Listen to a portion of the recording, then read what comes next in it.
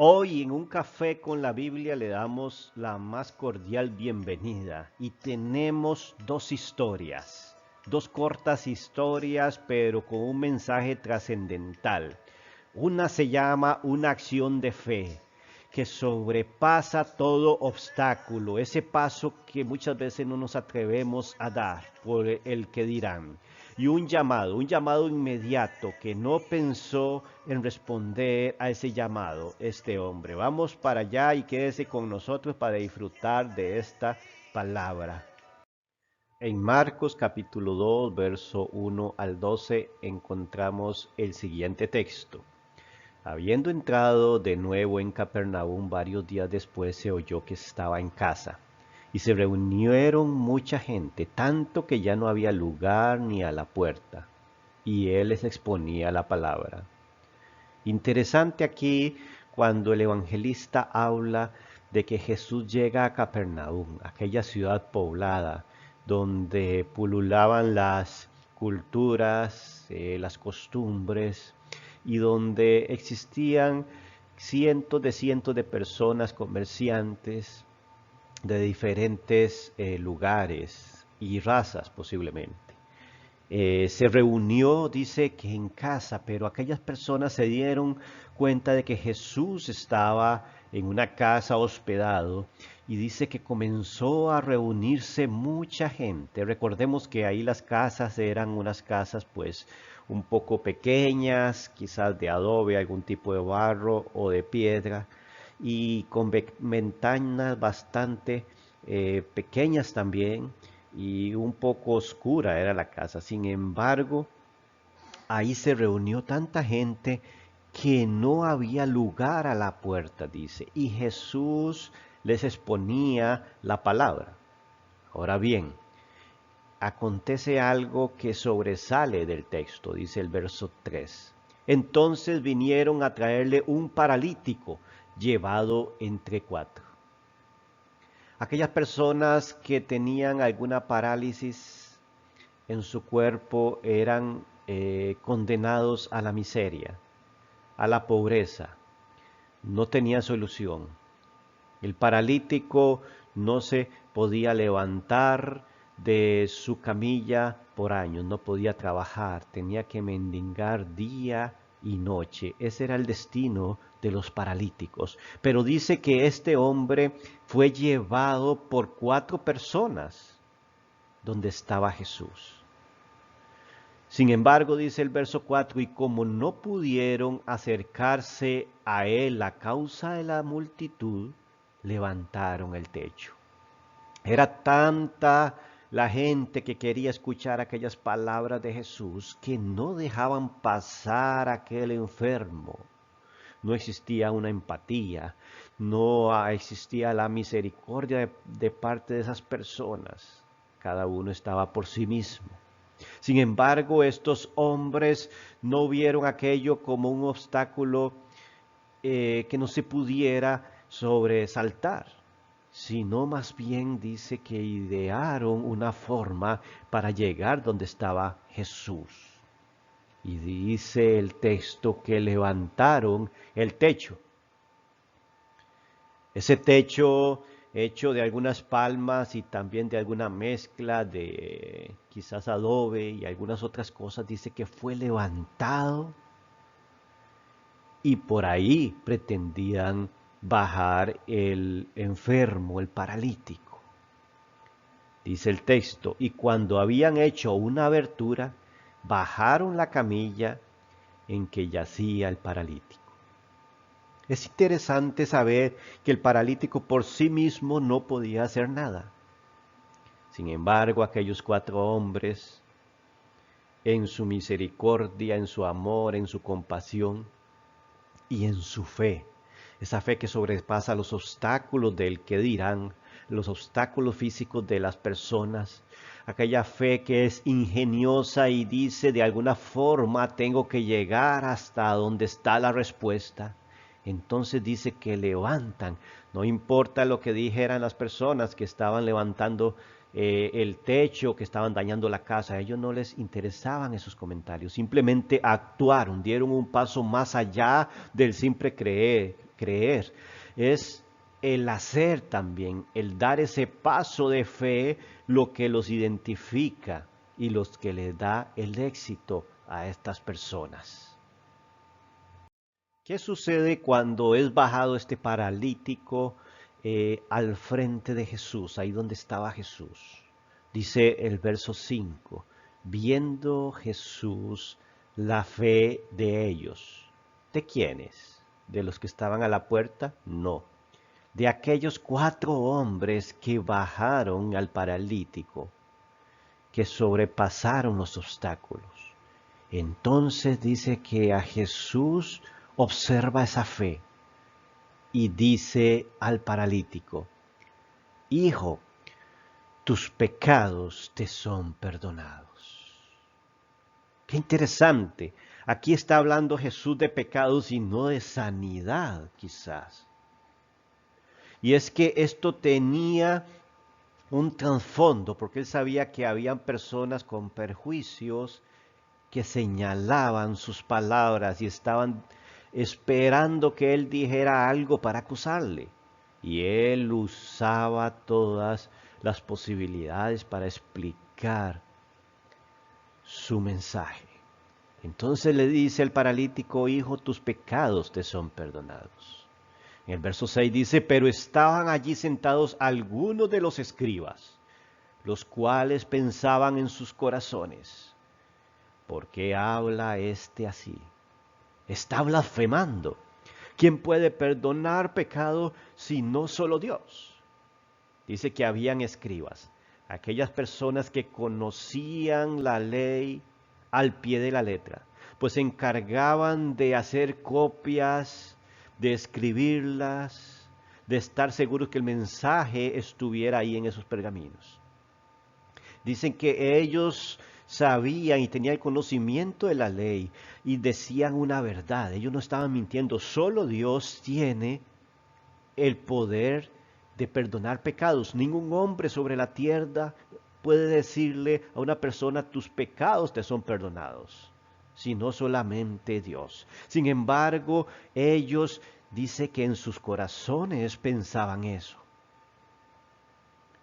Sin embargo, dice Jesús lo siguiente. Al instante Jesús, conociendo en su espíritu que pensaban de esa manera dentro de sí mismos, porque los escribas no tuvieron el valor de confrontar a Jesús, ellos murmuraban entre sí, pero Jesús conocía sus pensamientos y dice que les dijo, ¿por qué pensáis estas cosas en vuestros corazones? Que es más fácil decir al paralítico, tus pecados te son perdonados, o decirle, levántate, toma tu camilla y anda. Pues para que sepáis que el Hijo del Hombre tiene autoridad en la tierra para perdonar pecados, dijo al paralítico, a ti te digo, levántate, toma tu camilla y vete a tu casa. Eso fue impresionante. Ante aquella multitud, Jesús desenmascara la hipocresía y la poca fe de aquellos escribas y fariseos que se encontraban criticando sus acciones. Y entonces demuestra su autoridad como hijo de Dios.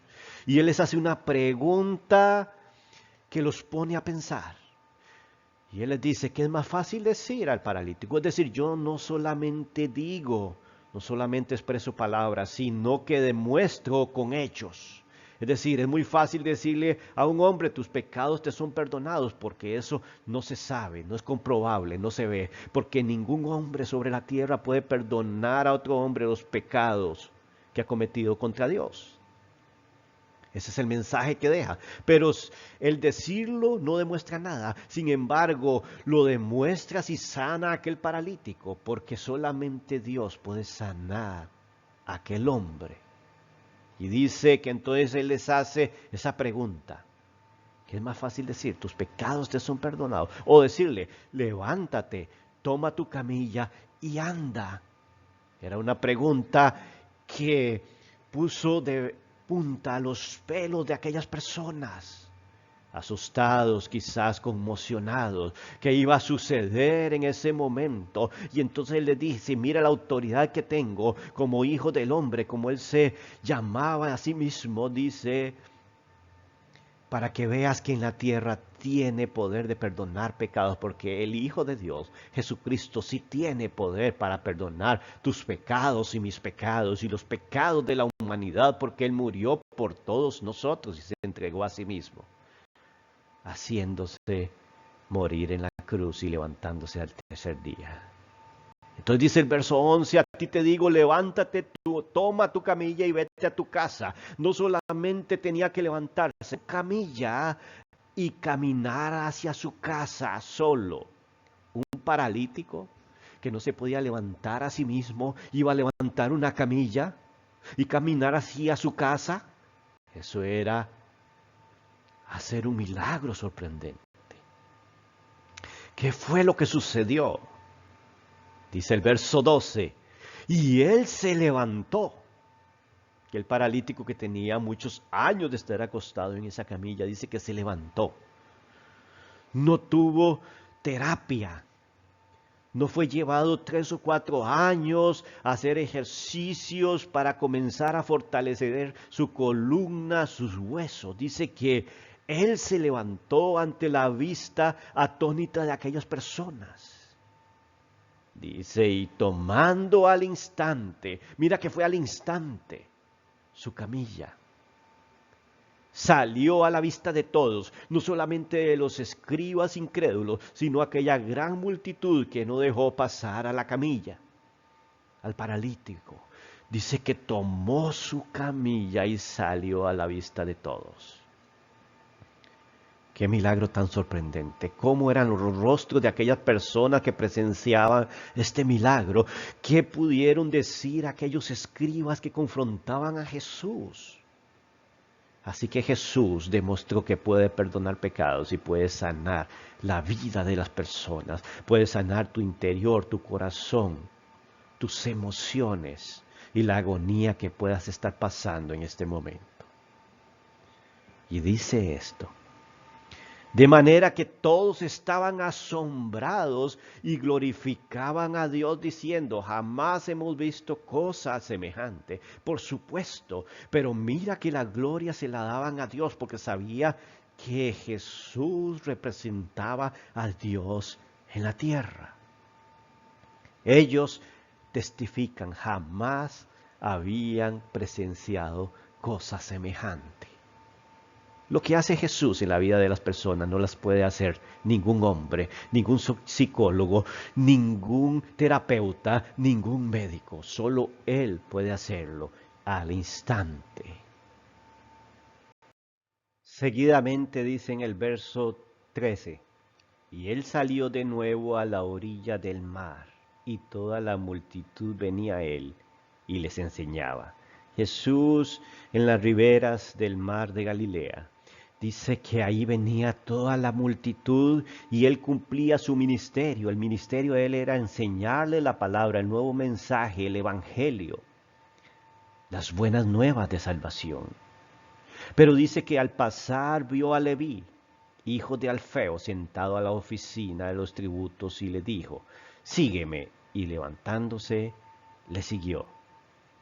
La enseñanza particular de estos versículos es que Leví, o el mismo Mateo, porque así es como se llamaba él también, Mateo. Sí, Mateo, el autor del Evangelio que tenemos en nuestras Biblias, el primer Evangelio del Nuevo Testamento. Ese Leví, hijo de Alfeo, dice, estaba sentado en la oficina de los tributos, es decir, que él era cobrador de impuestos, una profesión mal vista por todo el pueblo de Israel, pues un judío cobrando impuestos a sus hermanos se consideraba traidor. Aparte, cobraba impuestos, podía cobrar un monto mayor. Eso era, se consideraban personas no honradas, eran deshonestas, eran mal vistas ante la sociedad. de segunda categoría. Y Jesús no pone los ojos en un escriba, no pone los ojos en un religioso fariseo que cumplía la ley al pie de la letra según sus preceptos, aunque nadie podía realmente cumplir la ley. Pero él no pone los ojos delante de él sobre el sacerdote del templo, sino que dice que un vil ante la gente, cobrador de impuestos, le dice, sígueme, y levantándose le siguió. Dios no hace acepción de personas. Él vino por aquellas personas que necesitan un cambio. Todos necesitamos un cambio, porque no hay ni uno justo, dice Pablo. No hay nadie que haga lo bueno por sus propios méritos. Entonces él le dice, sígueme, y levantándose le siguió. Este texto nos está hablando de que ese cobrador de impuestos, con sus grandes ganancias, no lo dejó en el banquillo cobrando impuestos, sino que aquel llamado era más fuerte, más grande que su propio deseo de ganar dinero. No pensó en su familia o qué haría al día siguiente, porque cuando Dios llama y pone una convicción en el corazón, todo lo demás es secundario. En el verso 15 nos habla de un desenlace bastante interesante. Sigue diciendo, y sucedió que estando Jesús sentado a la mesa en casa de Leví, él fue a la casa de ese cobrador de impuestos. Dice, muchos recaudadores de impuestos y pecadores estaban comiendo con Jesús. Mira que aquí el Evangelio señala que el cobrador de impuestos y pecadores estaban en una misma sociedad. Eran de los mismos y estaban comiendo con Jesús, cosa que consideraban los judíos como algo muy mal visto. Un rabí, un maestro de la ley como era Jesús, que hablaba en el templo, que estuviera comiendo con pecadores, eso no era aceptable ante los ojos de los religiosos. Y dice, y sus discípulos, él estaba con sus discípulos, porque había muchos de ellos que le seguían. Al ver los escribas de los fariseos que él comía con pecadores y recaudadores de impuestos, decían a sus discípulos, ¿por qué él come y bebe con recaudadores de impuestos y pecadores? Obviamente aquellos religiosos que señalaban, que juzgaban, que veían las apariencias, estaban acusando a Jesús de comer con estos pecadores. Y estos hombres, estos escribas, le preguntan a sus discípulos, ¿por qué él come con estos recaudadores? No entendemos. Pero dice el verso 17, al oír esto Jesús les dijo, los que están sanos no tienen necesidad de médico, sino los que están enfermos. Así que no he venido a llamar a los justos, sino a pecadores. ¡Qué enseñanza más impactante! Jesús les hace una metáfora, les pone una comparación ahí y les deja a su conciencia el juzgar. Dice que Jesús no vino a sanar a los que estaban sanos, supuestamente sanos, a los que no tienen necesidad de médico, sino a aquellas personas enfermas. Así que ninguna persona sobre la tierra puede decir, yo tengo que curarme para llegar a Jesús. No, porque Jesús vino a sanar a esa persona. No podemos pensar que yo no voy a la iglesia porque soy muy pecador. No podemos pensar que yo no me reúno en una célula de estudio bíblico hasta que arregle mi vida. No, eso viene después. Primeramente viene Jesús a la vida y después viene la sanidad, y es cuando Él nos completa en sí mismos y nos hace unas personas llenas, perfectas, completas, como lo dice el libro de Colosenses. Estamos completos en Él. Dice que Él no vino a llamar a justos, sino a pecadores. ¿Quiénes son los que necesitan a Jesús? Los pecadores. Y dice que todas las personas sobre la tierra hemos pecado y estamos destituidos de la gloria de Dios. Todos necesitamos de Jesús. Pero si hay alguna persona que está escuchando que cree ser muy religiosa y se ha ganado el cielo por sus méritos, pues está en el puesto de los fariseos y escribas, porque nadie puede ganarse el cielo por sus propios méritos, sino a través de la fe en Jesús. Hasta aquí las dos cortas historias, pero enriquecedoras. Esa historia de la sanidad del paralítico y esa corta historia del llamado de Leví que se encuentra en el Evangelio. Primeramente podemos desprender algunas verdades de la sanidad del paralítico, de esas escenas trascendentales. Recordemos que la palabra de Dios es primordial, así como lo hacía Jesús. Él enseñaba en su casa, la gente se le acomodaba, se atumultaba para escuchar esas palabras, le seguían hasta el mar de Galilea y él les enseñaba. Es primordial la palabra de Dios. Nunca desplacemos la palabra de Dios para dar cabida a otra cosa, sino la palabra de Dios es la que hace el cambio en nuestras vidas. Dice que un paso más allá de lo común es un acto de fe para llegar a Jesús. No importa lo que esté delante de ti, si eso te estorba para llegar a Jesús, esquívalo, pasa sobre eso, pero esté seguro de estar enfrente de Jesús. Hay personas que el obstáculo es su familia, su trabajo, su tiempo, pero debes de buscar un hueco, una salida, una puerta para llegar hasta Jesús. Así tengas que levantar el techo para poder llegar a Jesús. Es un esfuerzo, es un paso más allá de lo común. Sanar el alma es sanar el cuerpo. Recordemos que nuestra alma interviene en nuestro cuerpo. De esa forma, hay muchas personas hoy que están sanas físicamente porque sus emociones, su mente, su alma está completamente enferma. Es necesario estar libre de pecados, de culpas, de esas cosas de falta de perdón que nos pueden traer enfermedades. Solo Dios puede perdonar pecados. Es una verdad que se marca claramente en este escenario. No permitas que otro hombre te diga tus pecados te son perdonados, porque solamente Jesús puede hacerlos. Así que siempre haz exactamente lo que Dios te diga que hagas. Así como el paralítico, a él le dijeron, levántate, toma tu camilla y vete a tu casa. No le dijeron, quédate escuchando esa palabra. Él tenía que demostrar que caminaba hasta su casa por sus propios medios. Nunca cuestiones lo que Dios te dice. Con respecto al llamado de Leví, el evangelista Mateo, que es el mismo que dijimos anteriormente.